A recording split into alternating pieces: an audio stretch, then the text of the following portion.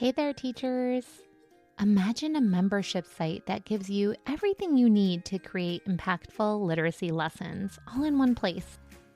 That's exactly what you get with the Colorful Literacy Toolkit. Especially when it comes to word-level work like phonics and morphology instruction, this toolkit has you covered. It's packed with science of reading aligned resources and activities that make your small group table come alive, helping every student break down words with confidence. And the best part? Doors are now open for a limited time, and you can become a founding member. Head over to michelleandthecolorfulclassroom.com to take a look at what's inside. Your best year in literacy is just a click away. Check it out.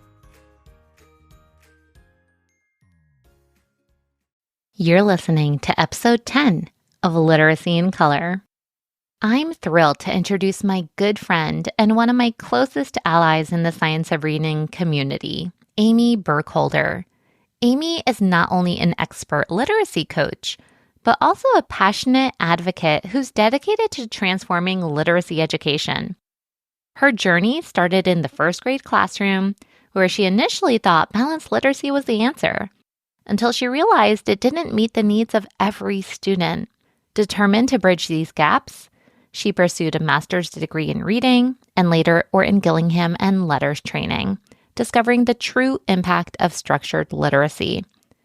In 2019, Amie founded Literacy Adventures as a way to share her tried and true resources with educators far beyond her own school's walls.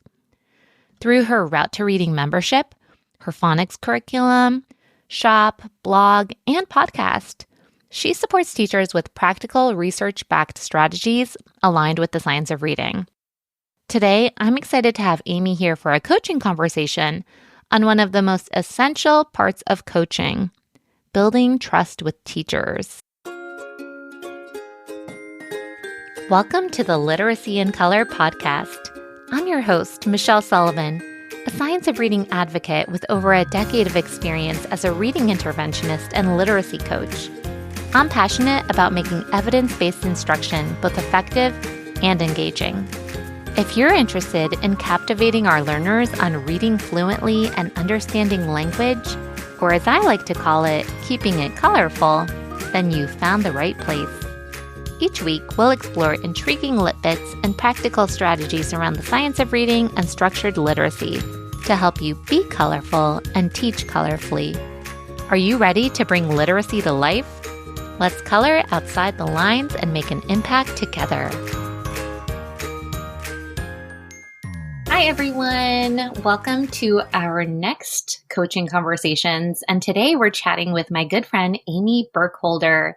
And she's a literacy coach with a ton of experience implementing the science of reading research with her teachers. But today we're going to be talking about one of the most important aspects of coaching to get you in the door, and that's building relationships. So before we get started, I just want to say welcome to the show, Amie. Hey, Michelle. Thanks for having me. Sure. Can you just share a little bit about your coaching experience? Sure. So I started my teaching career in a first grade classroom. I spent about 3 years in there, moved to a Title I position, which was reading intervention. And I loved it. I missed being in the classroom, but I loved teaching reading all day. And my second year as a Title I teacher, the admin at the district office reached out to me and said, "We have a reading specialist position. We would love for you to apply for that position." And I was like, yes, that's exactly what I want to do. But that also happened to be the year that our district took the reading specialists and turned them into literacy coaches. So I didn't exactly start doing what I had signed up to do. I thought I was going to be pulling groups. I thought I was going to be working with kiddos all day. And it turns out I was working with adults. And that was a really big learning curve for me as a teacher, as an educator, and as a reading specialist. So not only did I have to make that shift, but I had to make that shift in a new school where teachers just didn't know me. So naturally, they didn't trust me. They didn't trust what I was asking them to do. And so I jokingly say I'm very good friends with all the teachers in that building now. I'm not there anymore, but I jokingly say that I cried every day my first year as a literacy coach because I thought I was failing. I thought everybody hated me, and I thought I wasn't going to be able to do what district office thought that I would be able to do. But it was a learning curve, and that's kind of how I got my start as a literacy coach. And then from there, I've moved to coaching other coaches now. I'm doing some consulting in other districts, and I just love working with adults. But if you had asked me that first year, I would have said it was not for me. Oh, that's so funny. I didn't realize that. It's like, I didn't choose the coaching life. The coaching life chose me. Yes. But you're so right. Working with adults is a whole nother beast. And so if you didn't sign up for it, a huge learning curve for sure. So, wow, working in a school where you don't know anyone, you have to really start from the ground up. So why do you think that building trust in particular is so crucial in developing that coaching role? Well, if you think about you as a teacher, when you were in the classroom, you kind of have your way of doing things. You know what works for you, you know what works for your kids. And then to have someone come in and kind of move your cheese, as we say in our district, is hard for teachers. And so it's the same way with kids in your classroom. If you want your kids to do something for you and you want them to work hard and do hard things, then you have to build that trust with them. And it's the same way with adults. You have to kind of show up and you have to show them that you're in the trenches with them and build that trust really before you can do anything else. Yeah, that's so important. And what are some ways that we can do that? How are some ways that coaches can foster that environment where teachers feel comfortable being able to open up and maybe talk about their struggles or talk about ways that they can improve on their craft, because that's not easy either. Yeah. And that's tough. And it's tough to have those conversations. I think that it's really important as coaches to always have the students at the forefront of your conversation, to always make sure that you're going into it and you and the teacher both know that you're both there for the same reason, and that is to create successful readers with your students. And so that's the first thing. You have to have that neutral playing field that says, I'm not here to judge you. I'm here to support you. I'm here to help you. And I'm here to help you because we have a common goal of helping your students be the best that they can be. So just kind of starting that conversation, always having all of your conversations go back to the data. What does the data say? But then also doing little things. I remember that I knew I had a tough crew when I first started. And so I would look at my schedule and I would say, oh, I'm free from 10:30 to 11. And that's when kindergarten has recess. So that kindergarten teacher that doesn't really love me, I'm going to go and I'm going to offer her a duty-free recess. I'm going to stand outside with her kids. That helps me get to know the other teachers. It helps me get to know the students that I'm going to be working with, and it gives her a little bit of a break.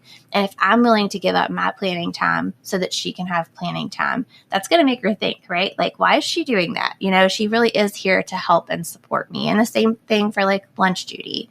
And even just if you ask teachers to do something, providing them with the resources they need to do it, because teachers don't need one more thing added to their plate. If you're going to be a coach, you have to be a coach and you have to be supportive. So those are all ways that you can kind of help start to build that trust. Yeah, those are great ideas. And I think about all those like little random acts of kindness, and it just shows the true character of a coach, that we're not trying to overhaul or make things harder. We truly come from a heart of wanting to serve and help. And what you talked about in the beginning about looking at the students, we talked about that in a previous episode too. So I love how these connections are just going from one episode to the next, but looking at student-centered coaching versus teacher-centered coaching. And when you look at the students, then for an adult, it doesn't feel so invasive. Something's wrong with me. Am I not a good teacher? But we're looking at the students, we're looking at the data, and what can we do to improve those outcomes? So that's all really, really great advice. So if we're just starting out, what are some first steps that maybe a coach should take to establish trust with a teacher? So I think the very first step is to meet with that teacher. I think and I always tell new coaches this when I coaches, I always tell them the very first thing you have to do is you have to sit down with your administrator and you have to be very clear on like, what are your goals? What are your goals for the school? What are your goals for particular grade levels? And what is your role as a coach? What do you perceive your role to be? And what does your administrator perceive your role to be? And once you really understand what your role is, that's when you can really start working with teachers. So, for example, my role as a literacy coach is to meet with teachers once a week. That is the expectation. I meet with grade levels once a week, and we talk about data and we talk about kids. So those first couple meetings can just be get to know you activities, right? Like not the lame ones, but just really having conversations about what do you feel is going really well in your classroom? What are some things that you feel like you could improve on? And then you can kind of be taking notes. And when you get on a coaching cycle with one of those teachers, you can bring those notes back out and say, hey, like this is what we talked about earlier. Are you still feeling this way about A, B, or C? And just kind of start small that way. Don't really and I made that mistake because at the school that I was in when I was a Title I teacher, we were like all in science of reading. We were rolling, and it was just my assumption that everyone in the county was doing the same thing.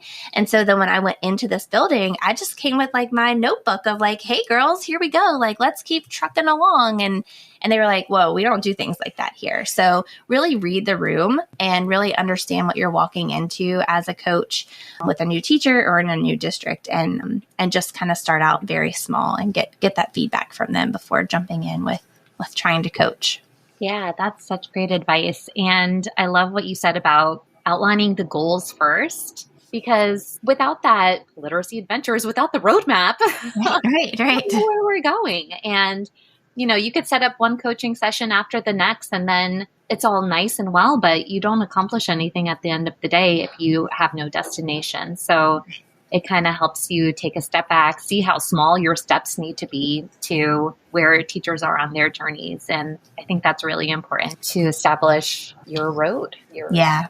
And I think too, especially when you think about you going in, part of our role as a literacy coach is to be in the classroom and to observe what's happening in the classroom. And I just today I'm working with a first grade teacher. So I'm modeling phonics lessons for her. And so admin is in there. The literacy coach in that building is in there. There are a lot of adults in the room. And even me knowing that like, hey, I can do a solid phonics lesson. It's still it makes you nervous. And so as a coach, when you're in a room and you're observing a teacher, it's really important to highlight all the amazing things that they do, especially if that's the purpose, is to be in there and build that relationship. I had an administrator one time, every time she came in my room, she would leave me a little sticky note on my desk, and it would tell me one like amazing thing that I did. And she was there to observe me. So when we had our meeting, we had, constructive feedback, but that left it on a good note. Like, wow, she really picked up on A, B, and C that I really did well. And I think that's important too, just to let teachers know that like, hey, I'm in your corner and I see all the good things that you're doing too. I love that. I love that sticky note strategy. Mm-hmm. I had an administrator do that in the past too. And it just makes you feel good. And coming from a coach too, we're non-evaluative and we're not administrators, but it's true. Having an outside person come in your room can feel daunting. And when you just get a little positive praise or positive feedback on something that you did well, it makes you feel good. Yeah. Makes you want to do it again. Exactly. And that's how we improve our craft. Do you have any other specific strategies that you might use with teachers to build those relationships? So I just think that initially just making sure that you are actively working to build that trust with them and actively working to let them know that you're in their corner. And if you go in and you model a lesson and you say, hey, I'm going to show you today how to do a Val intensive with your first grade students, and you show them how to do that, the best way to get a teacher on your side is to say, hey, I would love for you to try this without me in the room the first time, because that's alleviating that pressure of like, I did it, now you do it, and I'm going to watch you. You do it on your own and give me some feedback. Let me know how it went. Oh, and here are all the resources that you need, laminated, ready to go for you to execute this lesson. And so you're showing them, you're giving them the resources, and then you're backing away and letting them dabble with it before you come in and help give feedback towards that. Yeah. And one of my favorite lines when I would go in for a coaching meeting is just, how's it going? Yeah. How's it going from the last time that we talked? How has it been? How have you been implementing like what we talked about last? And usually the how's it going just opens up the door for conversation and they're ready to talk about what flopped, what went well, what they want to do, what they want to fix, what they want to tweak. Yeah. Do you have any specific examples of how your trust building has impacted outcomes with the teachers that you've worked with? Yeah. So, as I said before, the school that I started in, we did not jive. I didn't jive with any of them when we first started. And so, that was a good year of building trust and taking over recess and taking over the lunches and let me cut those out for you. And I mean, that's really what the year was like for me, just helping them know like, hey, I'm here in your corner. And then we had to take that turn of like, okay, now we've got to get to work. We've got to fix some of these things. We've got to work together to figure out how can we begin implementing the science of reading, because we are behind because, these other schools in the district, they're doing it well.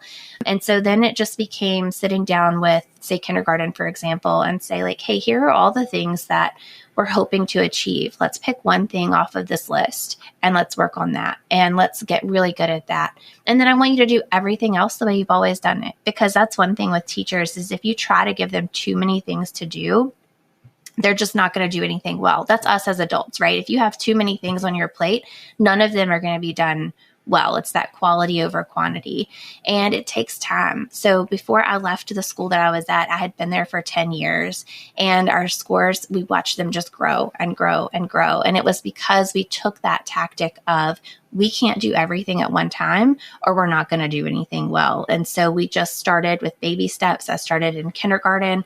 And what we did is we created that cohort of students. And so I followed those kindergartners to first grade. And then I coached those first grade teachers. And then I followed those first grade graders to second grade. And I coached the second grade teachers. And we kind of worked our way up. But then I would still check in like, hey, kindergarten, how's it going? And make sure that we're still having those good explicit teaching skills in place. And so just starting small and working through, and we really did see that progress. We saw that cohort of kids that went through had the best scores in fifth grade that we had in a really long time in that school. So that just shows that like it really does work, but it's just baby steps, right? That's amazing. And I love when the numbers shine and show all the hard work that you've been pouring into things. Yeah. And I think that's so valuable to just take it one step at a time, because trying to overhaul is going to be messy. Mm-hmm. And when we try to do everything at once, we're not going to do anything well, just like you said. And I think about everyone on their science of reading journeys. You read all these things like, oh my gosh, I've been doing things wrong for so many years. I need to change. But when we don't feel confident in mastering that one aspect of your lesson or that one component, then you're just going to be frustrated and not going to work out too well. And our district did kind of the same thing. When we first were starting to make shifts, the first thing that we shifted is we aligned our high frequency words to our phonics scope and sequence. Mm-hmm. And that was kind of the first big thing that we did. Everyone was like, whoa, what's happening? But this makes sense and it's working. And then also taking out MSV from our queuing. That was like another one of the first big things. And as the months went on, some teachers were ready for more, and that's where coaching was really helpful. And some teachers were still stuck in the nitty-gritty of first things that we were trying to implement. So having that coach, that person to work with individual teachers based on district goals, I think is so valuable too. Yeah. And you think about the kids in your class and they're on a continuum, right? You have students in your class that are mastering letter sounds, and you have students in your class that are reading chapter books. I mean, that's the reality of teaching. And that's the reality of coaching, right? We have teachers that are on this continuum. We have those teachers that just jump right in and they want to do everything that you're asking them to do. And then you have teachers that are hesitant. And then you have teachers that are they're stuck in their ways. But I always say this, and I think it's really important, because I truly believe that everyone who is in education because they believe in education, right? So they believe in doing what is best for kids. And sometimes it's just that mind shift for teachers. I struggled with that when they wanted to take my level text away. I was like, no, like this is how I teach. This is what I know. And I think, especially when it worked for certain kids. Right. And so it's like teachers, I think we can't, as coaches, just because we're out of the classroom, we can't lose sight of what it's like to be in the classroom and what it's like to have your routine and know what you're doing. And then somebody moves your cheese and you're like, I don't know what to do anymore. And it could come off as frustration, right? I just had this conversation with a coach the other day and she's like, I don't know, they're mean to me. And I said, it's not that they're being mean, it's they're frustrated and they're unsure. And that's where, everybody has different emotions from these feelings of, oh no, I don't know what to do. Right? Some people seek help. Some people crawl into their corner and they shut down. And so it's just understanding those emotions. Yeah. That's the second time you said move my cheese. I'm like laughing. I've never heard that before. My district leader, that's what he used for so many years. They're moving their cheese and they don't like it. Yeah, ruffle and feathers. That's right. It's so true. So there are teachers who are resistant to coaching and the coach walks by, they roll their eyes. I don't need one more person telling me what to do or how to run my class. I know how to teach kind of thing. So what advice would you give to a coach who feels like they have difficulty gaining trust from a particular teacher, or maybe they've even lost trust from a teacher? What steps maybe can they take? Find their best friend, coach their best friend. And that's really that is, and that's kind of where I started, is I found that one teacher that I knew would work with me. And it built excitement for the rest of the building. So she was a teacher who was willing. She came from a different district. She was willing to try new things, but she was also a teacher that other teachers in the building looked up to. And so if she was the first one to go out and say, I'm going to give this a try, I'm going to do this, the others kind of followed along. Now you have teachers who that's not going to work for them, right? They're going to do what they think is best for their kids. And that makes it really hard. And so that's when you go and you take their recess. You go and say, hey, I have 10 minutes. Do you have anything you need copied? Anything you need cut out?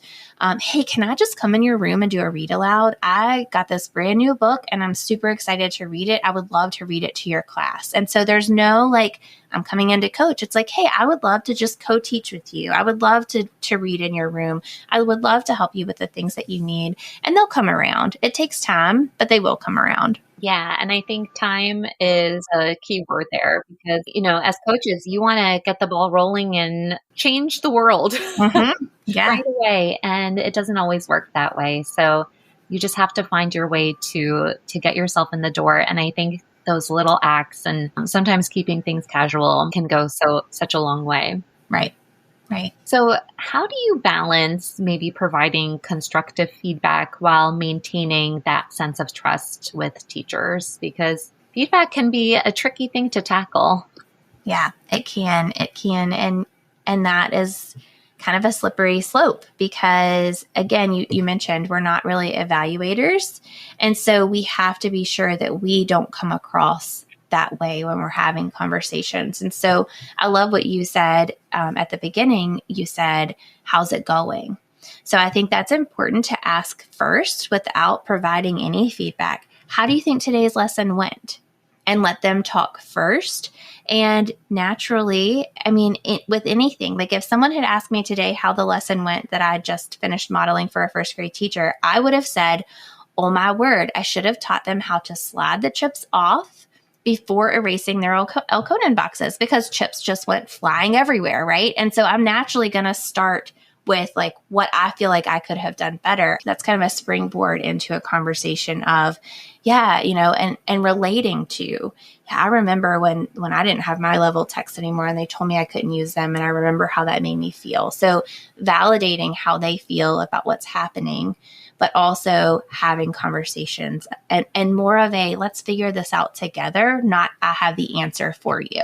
So if this lesson didn't go well, let's figure out and guiding them with questions. So what could we do differently? What could we add? What materials would be helpful for you? And I think guiding them in that way versus I'm the coach, I have all the answers. Let me tell you what to do. Here's what you need. And I think that's the balance. I love that. And it's almost like you're teaching teachers how to be reflective of their own practice. So yeah, not just you're the coach and you're so smart and you're the bearer of knowledge and I'm going to impart my wisdom on you. It's that conversation piece with the questioning.